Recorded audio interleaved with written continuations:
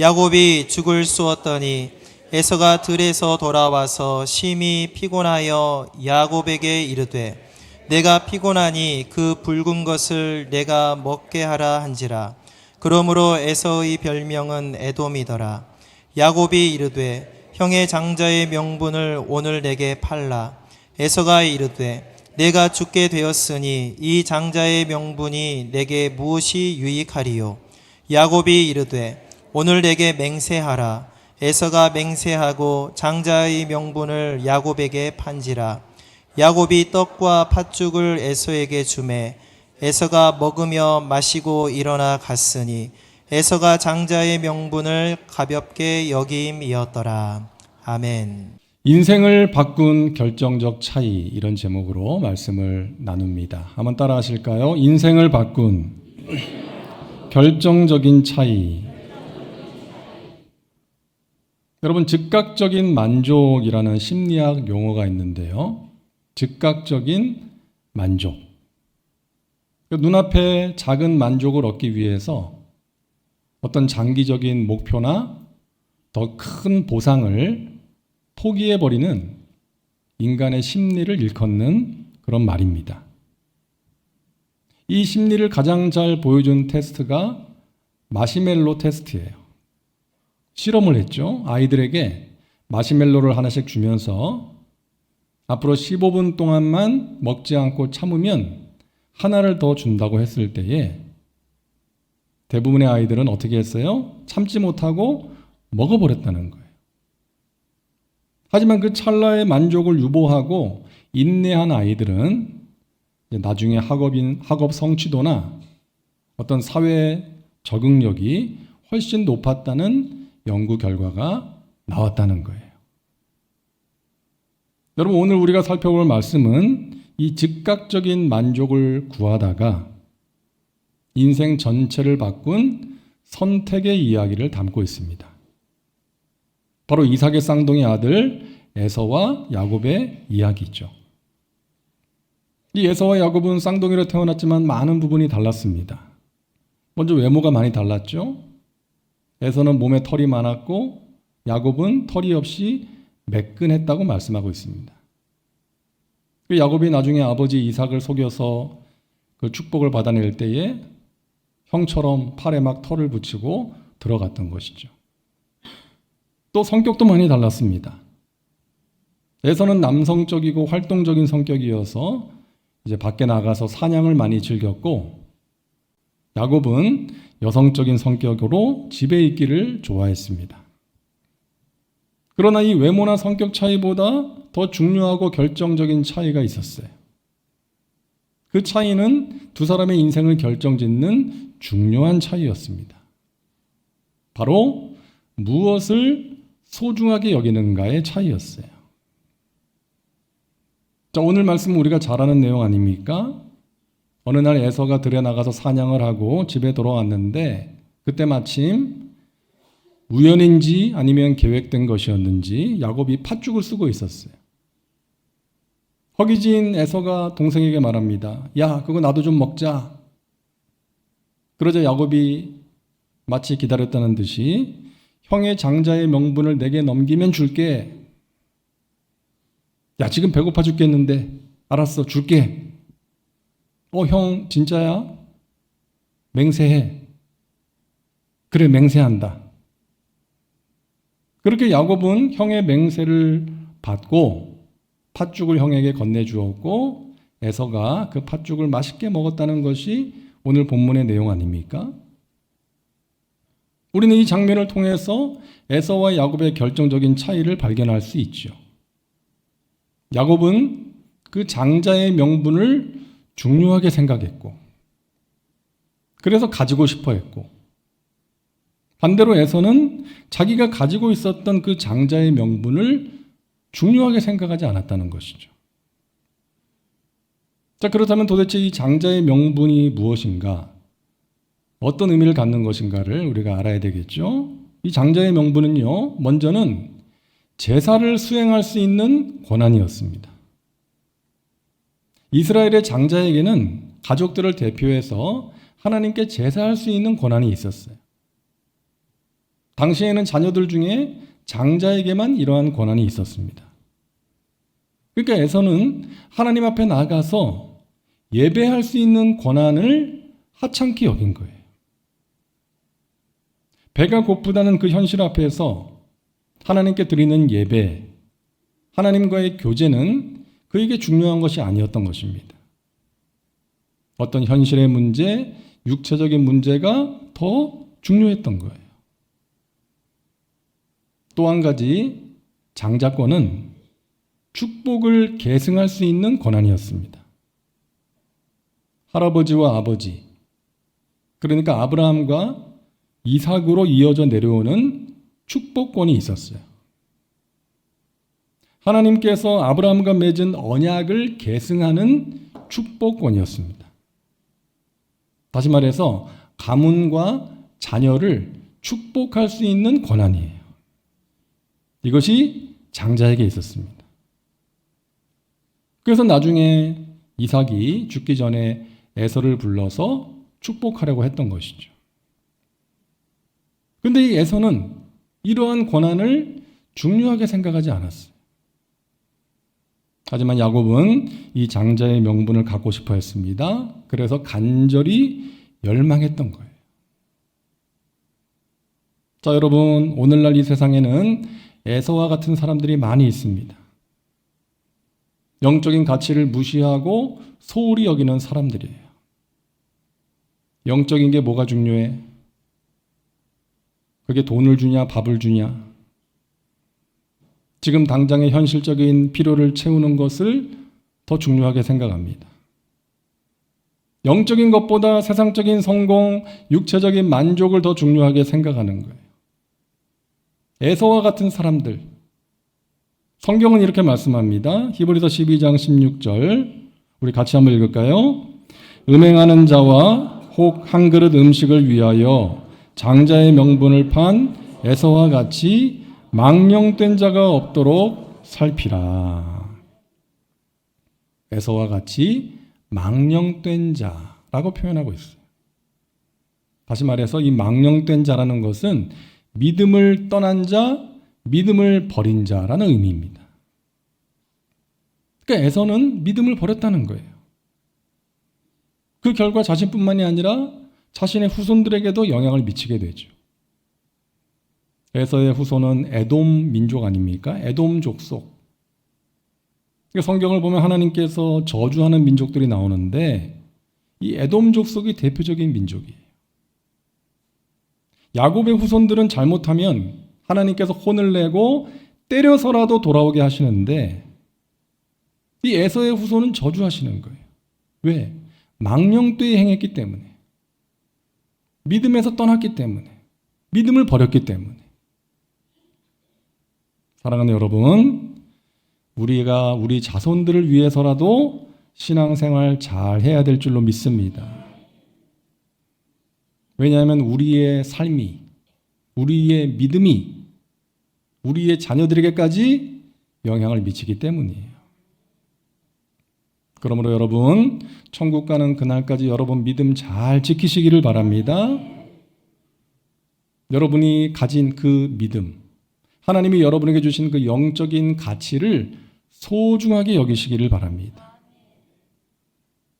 하나님을 향한 믿음, 하나님이 베푸시는 은혜, 세상에 줄 수 없는 하나님이 주시는 평안, 하나님과의 교제, 영원한 생명, 이러한 영적인 가치를 소중하게 여기고 여러분 사랑하는 자녀들에게 꼭 물려주시기를 바랍니다.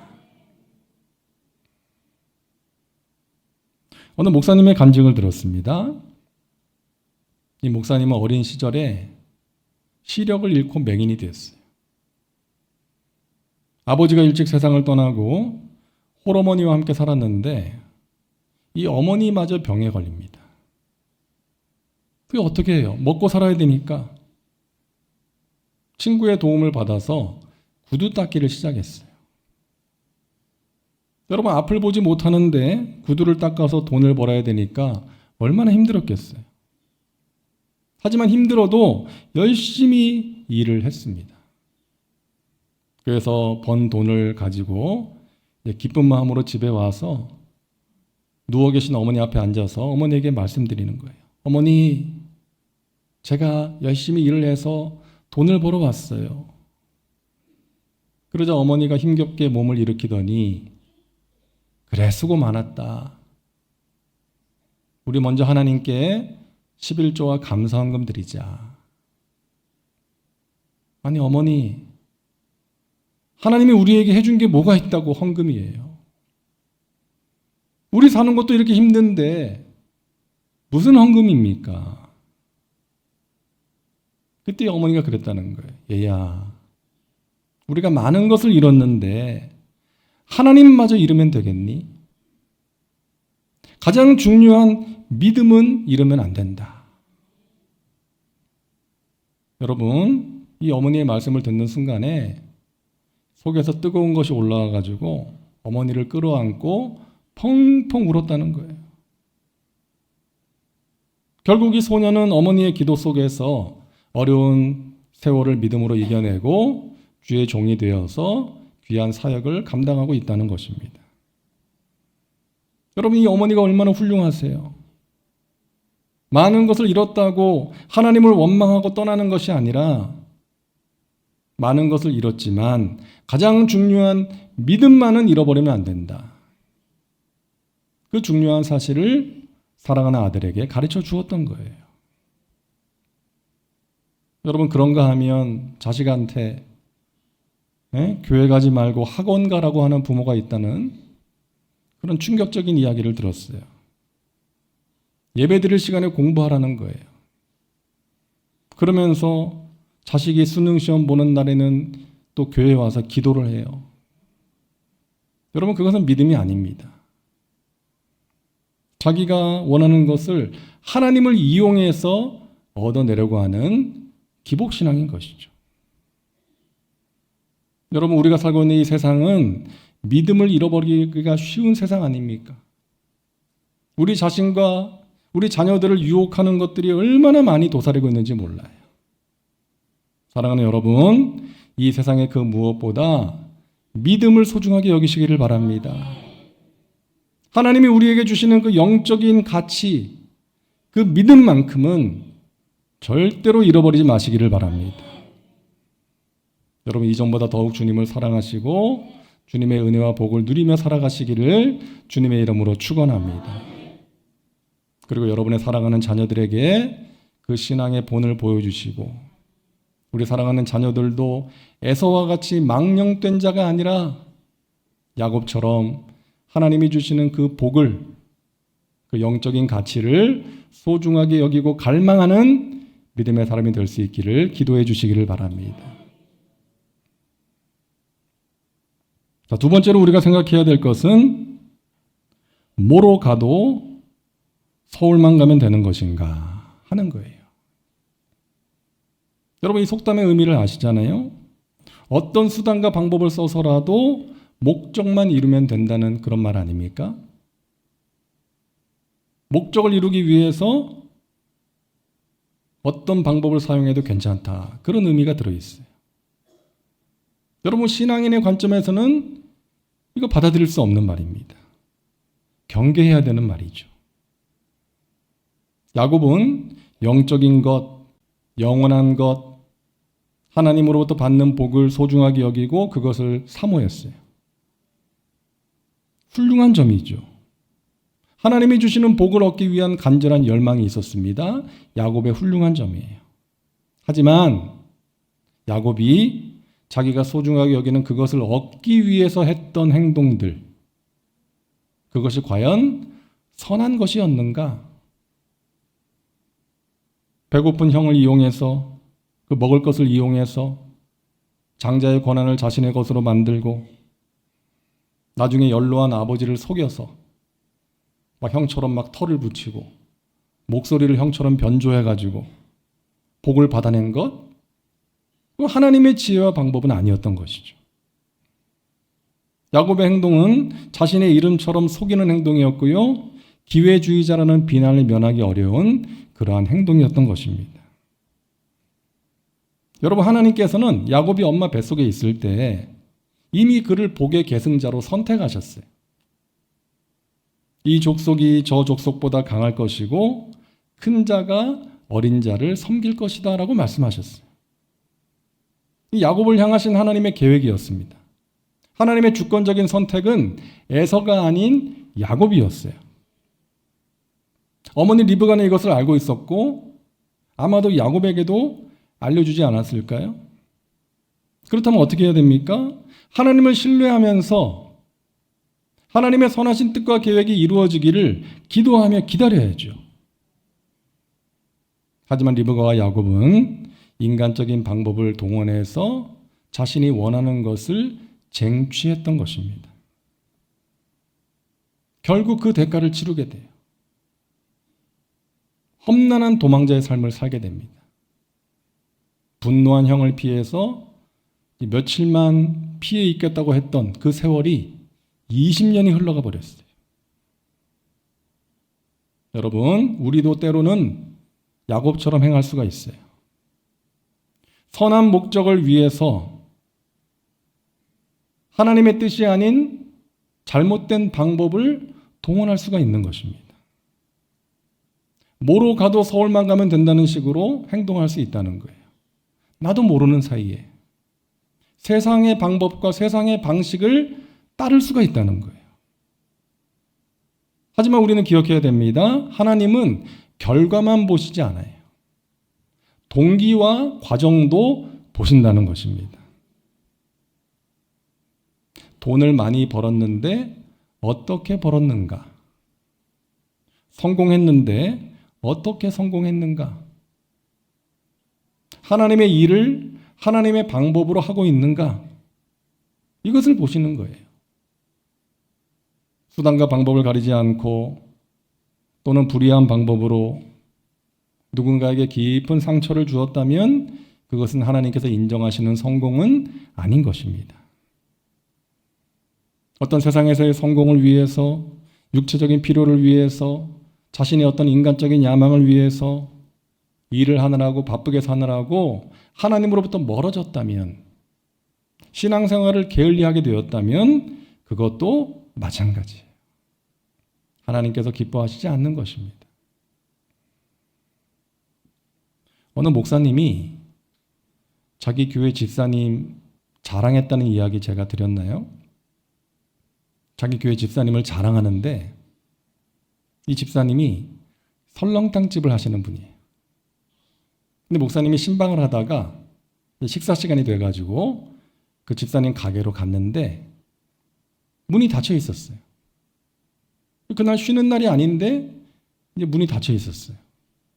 가만히 보니까 이제 메모가 붙어 있는데 오늘은 재료가 좋지 않아서 쉽니다. 그렇게 붙여놨더래요.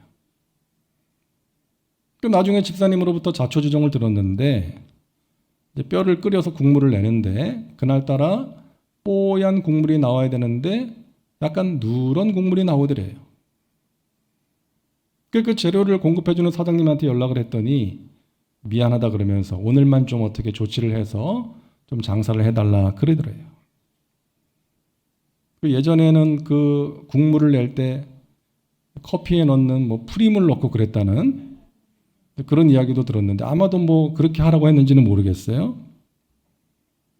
근데 이 집사님이 돈을 버는 것도 물론 중요하지만 차마 양심상 그렇게 할 수가 없어가지고 재료비를 날리고 가게 문을 닫았다는 거예요.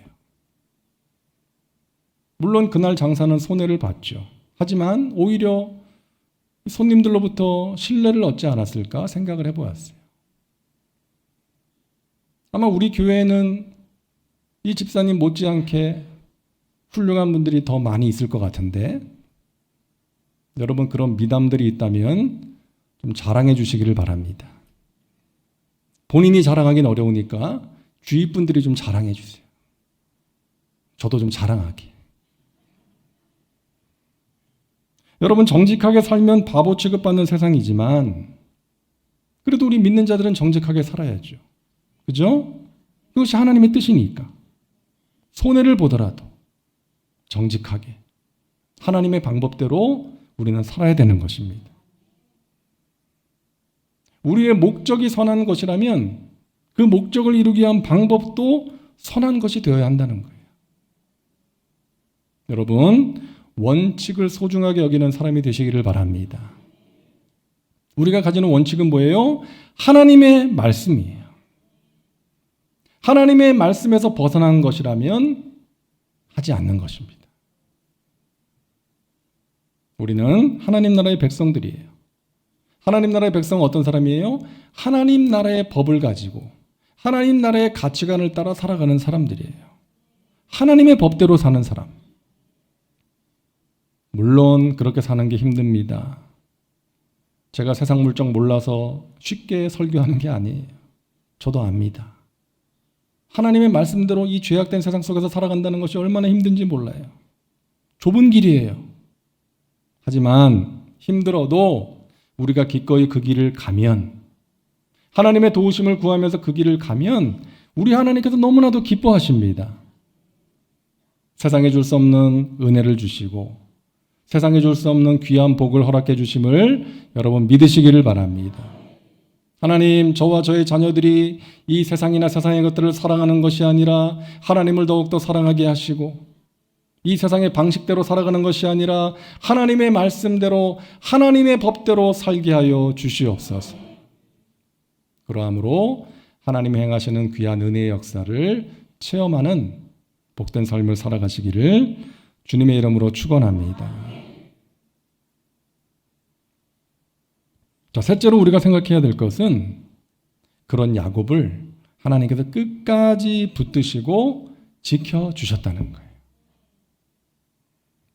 자기가 원하는 것을 얻기 위해서 수단과 방법을 가리지 않았던 야곱, 하나님을 신뢰하지 못했던, 그래서 기다리지 못했던 그 야곱을 하나님은 포기하지 않으시고 결국 복을 주셨다는 것입니다. 물론 자기가 심은 것을 거두는 험난한 세월이 있었지만 하나님께서는 야곱을 향한 그 선하신 뜻과 계획을 다 이루셨습니다. 사랑하는 여러분, 하나님께서는 저와 여러분을 향하여 귀한 뜻과 계획을 가지고 계세요. 믿으시기 바랍니다. 우리가 실수하고 넘어질 때가 있고 하나님의 말씀에서 벗어난 삶을 살 때도 있고 인간적인 방법을 동원할 때도 있지만 하나님께서는 그런 우리를 포기하지 않으시고 버리지 않으시고 끝까지 붙들어 주신다는 거예요. 그리고 우리를 향하신 그 선하신 뜻과 계획을 마침내 이루어 주시는 것입니다. 우리가 누군가를 바라볼 때도 그런 마음을 가져야 돼요. 그 사람이 지금은 미성숙하고 부족함이 많지만 하나님께서 그 사람을 포기하지 않으시고 만들어가고 계신다는 거예요. 다듬어 가시는 중이라는 거예요. 예술가가 조각을 할 때 깎고 다듬고 하는 것처럼, 대장장이가 연장을 만들 때 불에 넣었다가 물에 담궜다가 두들겼다가 하는 것처럼 하나님은 우리를 연단하시고 훈련시키시고 마침내 정금 같은 존재로 만드시는 것입니다.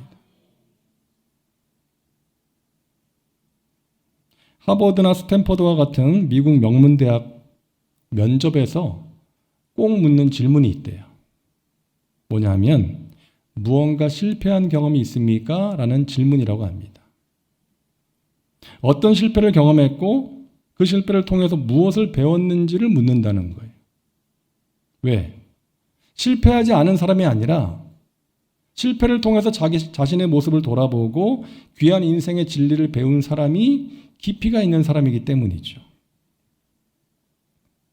세계적인 자기개발 전문가 브라이언 트레이시라는 사람이 행동하지 않으면 인생은 바뀌지 않는다라는 책에서 이렇게 말합니다.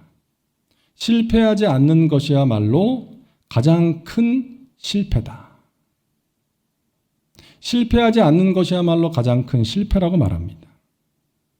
실패를 두려워한 나머지 시도조차 하지 않는 것, 그냥 안전한 영역에만 머물고자 하는 것, 발전할 수 없는 것이라고 경고하는 거예요. 앞으로 나갈 수 없고 성장할 수가 없다는 거예요.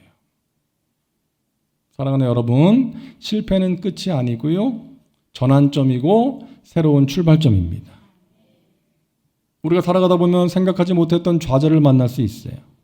그럴 때 주저앉을 수도 있지만 다시금 일어나서 달려갈 수 있는 길도 열려 있다는 것을 여러분 기억하시기를 바랍니다.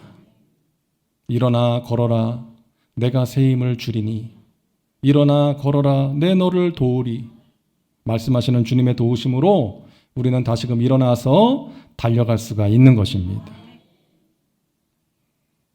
여러분 예수님의 수제자 베드로는 결정적인 순간에 스승을 3번이나 부인하는 큰 실패를 경험합니다.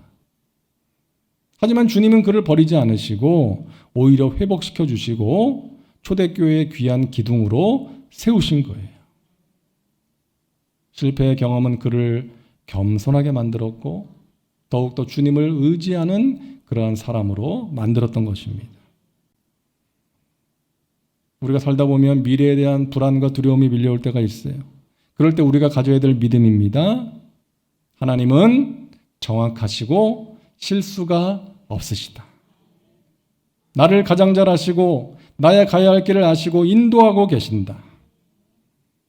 내가 실수하고 실패했다 할지라도 하나님은 나를 일으켜 세워주시고 회복시켜 주시고 나를 향하신 하나님의 선하신 뜻과 계획을 반드시 이루어 주신다. 나는 하나님의 섭리 가운데 있는 하나님의 자녀다. 하나님 살아계셔서 지금도 성실하게 일하고 계신다. 이 믿음을 가지시기를 주님의 이름으로 축원합니다. 야곱의 하나님이 우리의 하나님이세요. 여러분 하나님이 주시는 그 은혜와 복을 사모하시기를 바랍니다. 이 세상의 어떤 것이 아니라 하나님이 주시는 영적인 가치를 소중하게 여기고 갈망하며 살아가시기를 바랍니다. 무슨 일을 하시든지 하나님의 방식대로 하시기를 바랍니다. 그럴 때에 하나님의 행하시는 귀한 은혜의 역사를 체험할 수가 있는 것입니다. 여러분을 굳세게 하시고 도와주시고 붙들어 주시는 하나님을 의지하심으로 승리의 삶 복된 삶을 살아가시기를 주님의 이름으로 축원합니다. 기도합니다. 좋으신 하나님, 에서가 아닌 야곱이 되게 하옵소서. 눈앞의 만족에 마음을 빼앗겨 영원한 가치를 놓치는 일이 없게 하여 주옵소서. 하나님이 주시는 복, 하나님이 주시는 은혜와 평강, 하나님이 우리에게 주신 그 믿음을 이 세상의 그 무엇보다 소중하게 여기고 하나님과의 친밀한 교제 속에서 하나님이 베푸시는 귀한 것들을 풍성히 누리고 나누며 살게 하여 주시옵소서. 우리 사랑하는 자녀들이 믿음 위에 굳건히 서서 야곱처럼 영적인 가치를 소중하게 여기며 하나님과 동행하는 복된 삶을 살아갈 수 있도록 인도하여 주옵소서. 예수님의 이름으로 기도하옵나이다. 아멘.